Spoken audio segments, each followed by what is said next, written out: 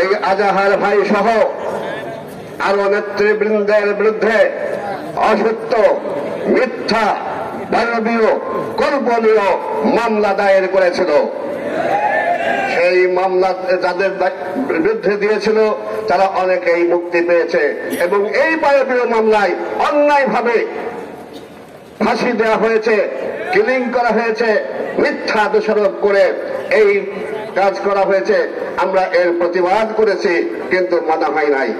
বাঙালির হাইকোর্ট দেখাচ্ছে এই মামলা মানবীয় মামলা, অন্যায় মামলা সারা বিশ্বব্যাপী প্রত্যাখ্যাত হয়েছে, নিন্দনীয়, প্রশ্নবিদ্ধ, এগুলো প্রত্যাখ্যান করা হয়েছে। তারপরেও আটকে রাখা হয়েছে অন্যায়ভাবে। বাঙালির হাইকোর্টে দেখিয়েছে এবং বাঙালির হাইকোর্টে দেখানোর ফল ওই মানিক মিয়া বুঝেছে। শামসুদ্দিন মানিক মিয়া ওনার পাতার উপরে সোয়াল হবে, ওই কাছের তারা ভেঙে আমরা আজাহার ভাইকে নিয়ে আসবো। আগামী দিনে আমাদের নিবন্ধন সহ যে সমস্ত অধিকার হরণ করা হয়েছে তা ফিরিয়ে দিতে হবে এবং অন্যায়ের জন্য ক্ষমা চাইতে হবে।